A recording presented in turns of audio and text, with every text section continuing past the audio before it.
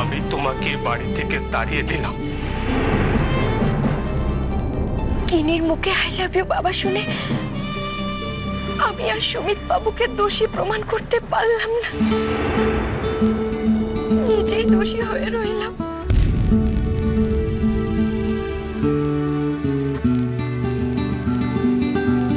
আপনি তো গাড়ি চালাতে চালাতে গান শুনতে ভালোবাসেন। আমি গান শুনতে ভালোবাসি, কিন্তু আজ আর রেডিওতে গান শুনতে ইচ্ছে করছে না। আজ তুমি গাইবে আর আমি শুনবো।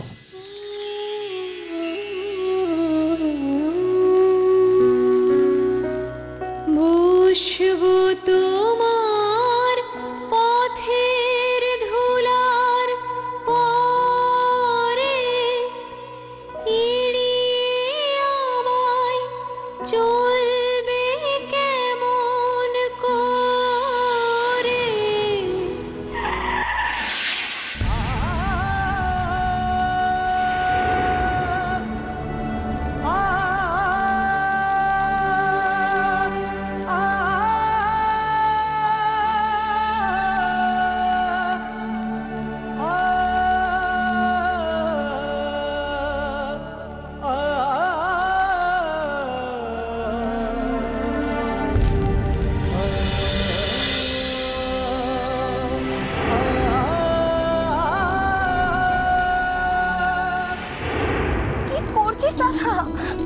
জানার দরকার নেই, নে নে নে, কিছু দেখতে পাচ্ছি না। দেখার দরকার নেই, তো খাটে ওঠ, খাটে ওঠ। খাটে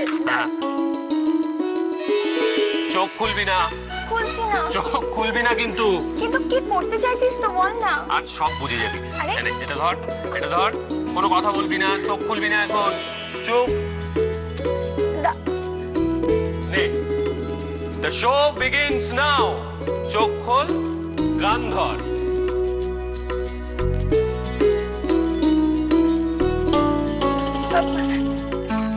দাদা, ঘরে তো কেউ নেই, আমি কার সামনে গান গাইবো? ভাই আছে। কই? দেখবি? হ্যাঁ। দেখ।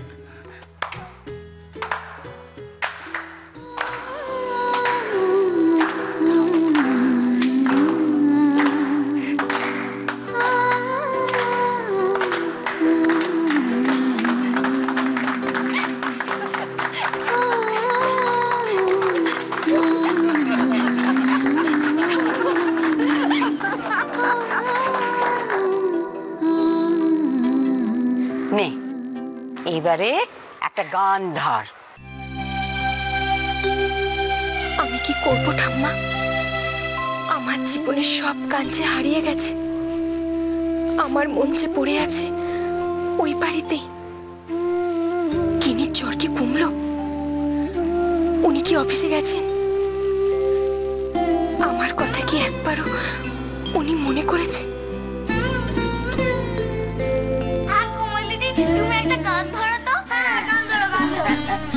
হ্যাঁ, গাইছি। কাকাই বলছি, বাড়ির ফোনটা ঠিক আছে তো? হ্যাঁ। কি রে কোমল, হচ্ছে গানের কথা, তুই বলছিস কোনের কথা? মা মানে এমনি, ওই বাড়ি থেকে যদি কেউ ফোন করে তাই। ওই বাড়ি থেকে কেউ ফোন করে মানে? কে ফোন করবে? হ্যাঁ, বর ফোন করবে তাই তো? তা কোমল দিদি, তোমার বর তোমার একটা মোবাইল কিনে দেয়নি? হ্যাঁ তাই তো, মোবাইল তো আছে, আমি আনিনি। আচ্ছা, গানটা গাইবি নাকি? এই তো গাইছি। উফ মা, তুমি চুপ করো। আমি বেশ বুঝতে পারছি কোমল গান গাইবে না। ওমা, কেন? বুঝতে পারলে না মা? উনি যে ওনার বাবার সামনে ছাড়া গান করেন না। দাদা যতক্ষণ না স্নান করে ঘরে আসছে ও এক লাইনও গাইবে না। কিরে, ঠিক বলছি? তোর কি হয়েছে বলতো? কেন মা, কি আবার হবে? আসলে বাড়িতে এত আনন্দ দেখে দিদির কথা খুব মনে হচ্ছে।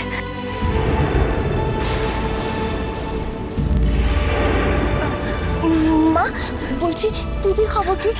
খবরদার পরির কথা একদম বলবি না। কেন? এই ধারে পেলো, বাইরে যা। যা যা বাইরে যা। ঠাম্মা কি হয়েছে? তোমরা আমার কাছে কি লুকোচ্ছ? বলো না, কার কাছে কি লুকোচ্ছ? দাদার কাছে। বাবার কাছে? কি লুকোচ্ছ বাবার কাছে? আমাকে বলা যায় না? যাই,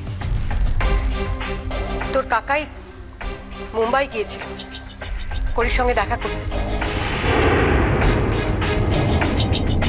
কাকাই, তোমার সঙ্গে দিদি দেখা হয়েছে? হ্যাঁ হয়েছে।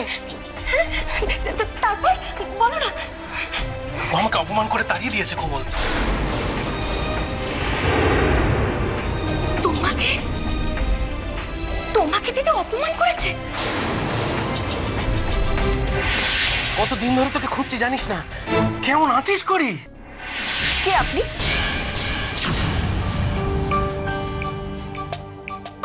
আমার সঙ্গে আপনার কি দরকার? করি? প্লিজ যান এখান থেকে। আমি আজও বিশ্বাস করতে পারি না কোমল, যে করি আমার সঙ্গে এমন একটা ব্যবহার করলো। আমার মনে হয় সবটা একটা দুঃস্বপ্ন, ঘুমিয়ে ঘুমিয়ে দেখা একটা দুঃস্বপ্ন। এরকম একটা ঘটনা ঘটেনি, ঘটতে পারে না। চুপ করো কাকাই, চুপ করো। তুই জানিস কোমল, আজও আমরা কেউ দাদাকে এই কথাটা বলতে পারিনি, এই দুঃস্বপ্নের কথা আমরা কেউ দাদাকে বলতে পারিনি। বাবা বাবা জানে না? জানলে কি বাবা আর বাঁচতো? তুই বল। তাই কাকাই বাবাকে মিথ্যে বলেছে।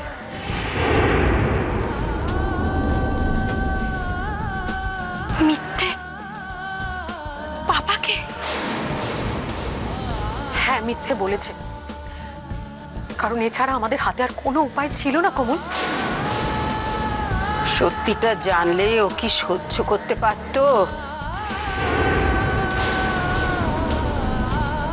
কোমল, আমি দাদাকে বলেছি করির সঙ্গে আমার মুম্বাই গিয়ে দেখা হয়েছিল।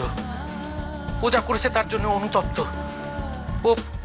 ও মুম্বাইতে একটা বড় অ্যাসাইনমেন্ট পেয়েছে, সেটা শেষ না করেও আসতে পারবে না। এই সমস্ত মিথ্যে বলে আমরা দাদাকে বাঁচিয়ে রেখেছি কোমল। আমরা বাড়ির সবাই মিলে সেদিন থেকে মিথ্যে নাটক করে চলেছি, যাতে দাদা বেঁচে থাকে। দাদাকে ভালো রাখার জন্য আমরা হই হই করে, আনন্দ করে, গান বাজনা করে কাটিয়ে দিই কোমল। আরে কোমল, তুই বল আমি ভুল করেছি?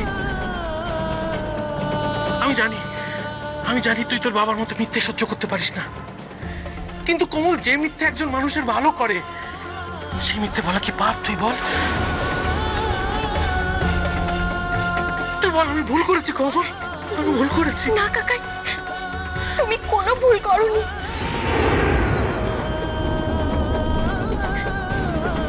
কারোর ভালোর জন্য মিথ্যে বলা কখনো পাপ হতে পারে না। যে পাপ মানুষের ভালো করে, সে যে পুণ্যের থেকে অনেক বড় কাকাই।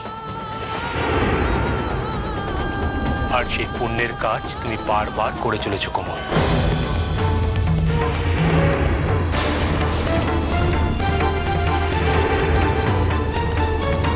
যে পাপ মানুষের ভালো করে, সে যে পুণ্যের থেকে অনেক বড় কাকাই। আর সেই পুণ্যের কাজ তুমি বারবার করে চলেছো কোমল।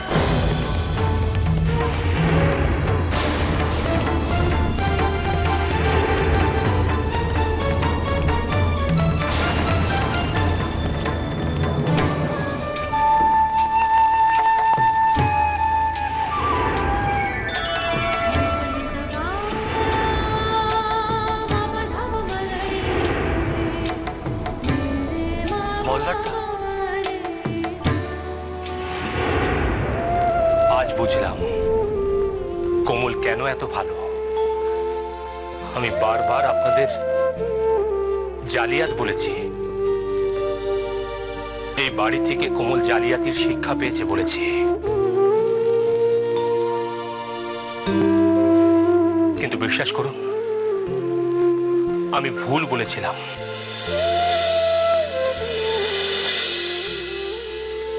আপনারা এত ভালো বলেই কোমলও এত ভালো।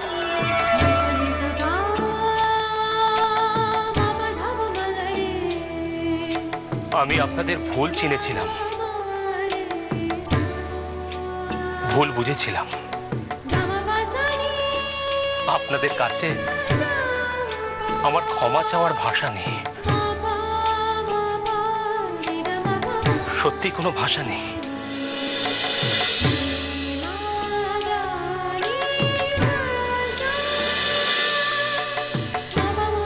এ তুমি কি বলছো বাবা? ঠিকই বলছি। কত অপমান করেছি আপনাদের, এমনকি আপনাদের বাড়িতে এসে জলস্পর্শ পর্যন্ত করিনি।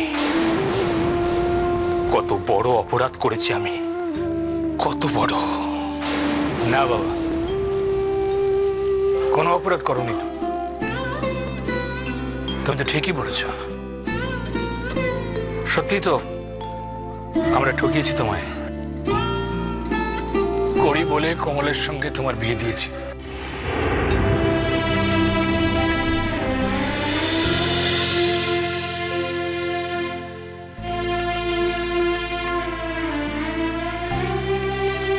তবুও পারলে আমাকে ক্ষমা করে দেবেন বাবা।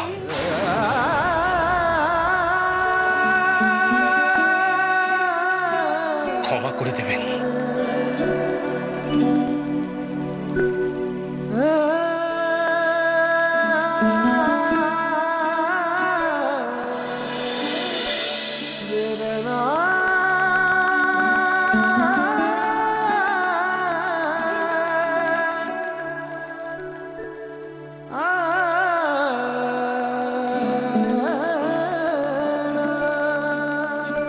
এখনো আমার সামনে দাঁড়িয়ে কথা বলতে আপনার লজ্জা করছে না? কমলের ভাগ্যে তুমি লেখা ছিলে, তাই কমলের সঙ্গেই তোমার বিয়েটা হয়েছে। আমি করিকে বিয়ে করতে এসেছিলাম। যদি কোমল হয় তাহলে এই বিয়ে আমি মানি না।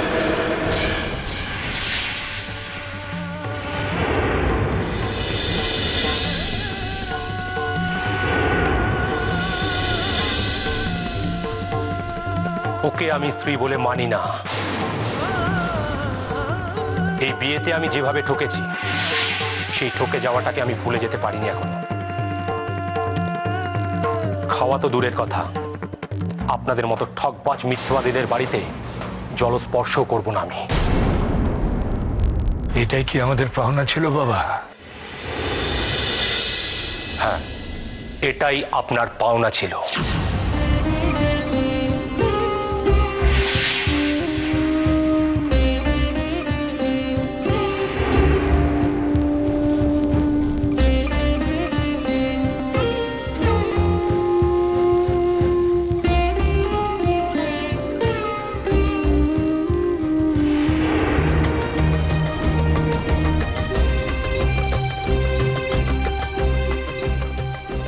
মাথা নিচু করলে আর আমার হাত আপনি উঠে গেল তোমার মাথায়।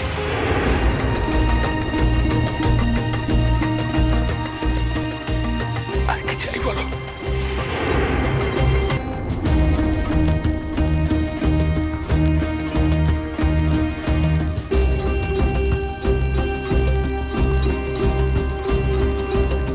ক্ষমা করবেন তো বাবা।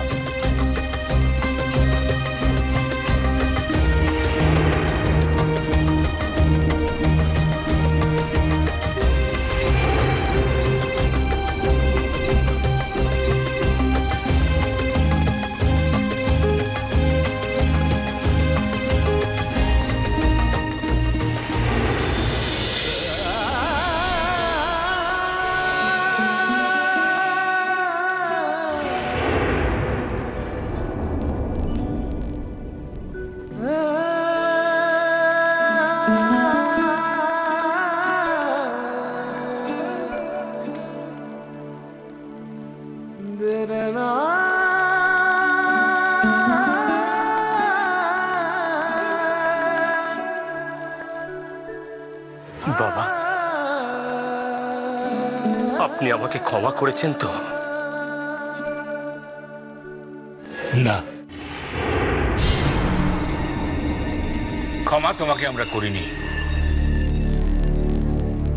তবে হ্যাঁ, ক্ষমা করতে পারি যদি তুমি আজ আমাদের এখান থেকে খেয়ে যাও। সত্য কোথায় গেল? মার সত্য, সত্য কোথায়? আমি এইখানে। দাও, টাকা দাও, বাজার যেতে হবে তো। চলো। ও চা খাবে তো? আরে খাবে খাবে, তুমি যাও, দেরি করো চা। আরে মোল্লা দাঁড়িয়ে আছেন কেন? বসো। আমাকে আপনি বলবেন না। বেশ, আজ থেকে তুমি বলবো। আপনি যে চলে এলেন, কিনি ভালো আছে তো? এই যে অনেক হয়েছে কমল, বিয়ের তো বেশ কিছুদিন হয়ে গেল, এখনো আমাদের সঙ্গে এরকম দেখাবি করে আপনি আগে করে কথা বলা করে মনে হয়। হয়ে গেছে বিয়ের, এবার তুমি করে বল। এই যে কি হয়েছে? যাও, তুমি চাটা রেডি করো। হ্যাঁ, চাটা রেডি করবো, তুমি আমার সঙ্গে একটু এসো। না, আমি কোথায় যাবো? মোল্লার সঙ্গে কথা আছে। আরে বসো না, বলছি ব্যবসা কেমন চলছে বলো। আরে শোনো না, আরে চাটা তৈরি করো না। তৈরি কর, তুমি ঢেলছো কেন? কি হয়েছে? চা করবো, চিনি লাগবে, চিনি আনতে হবে। বাড়িতে চিনি নেই? সব চিনি টিনিগুলো আগে থেকে আনিয়ে রাখতে বলতে পারো তো। এত হদারাম কেন বলো তো? আচ্ছা, ওদের দুজনকে একটু একা ছেড়ে দেবো না, আমরা এখানে দাঁড়িয়ে থাকবো? মোল্লার সঙ্গে গল্প করতাম না। আপনি চলে এলেন কেন? কিনি যদি সন্দেহ করেছে আপনি এখানে এসেছেন।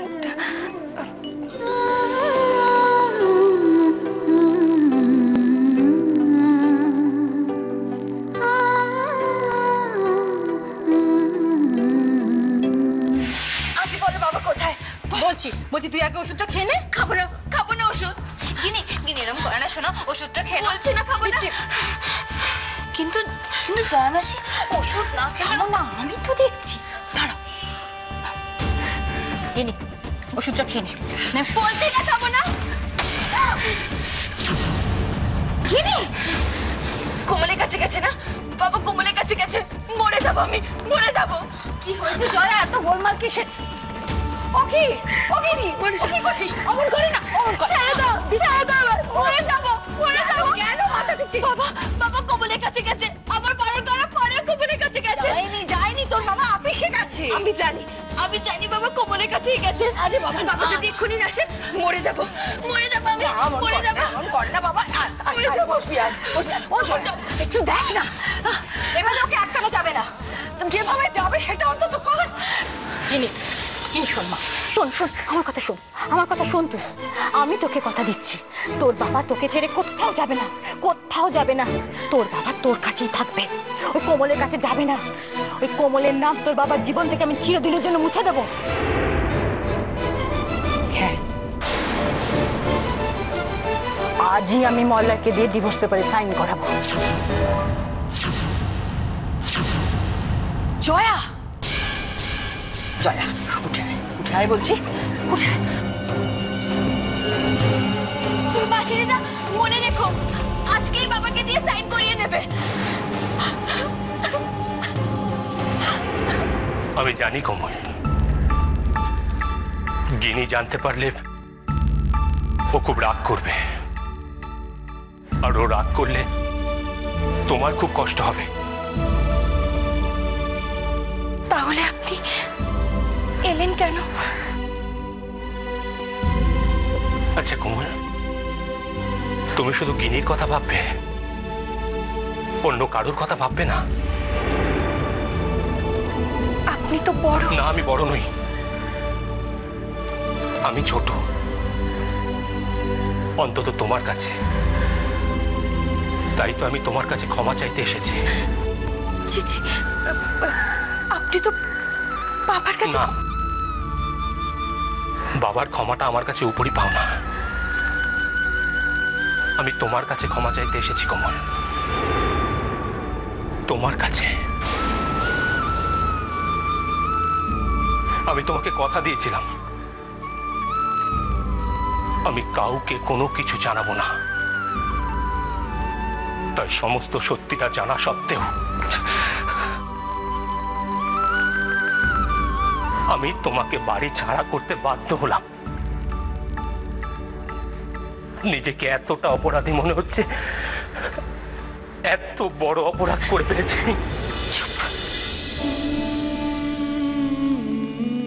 চুপ করুন।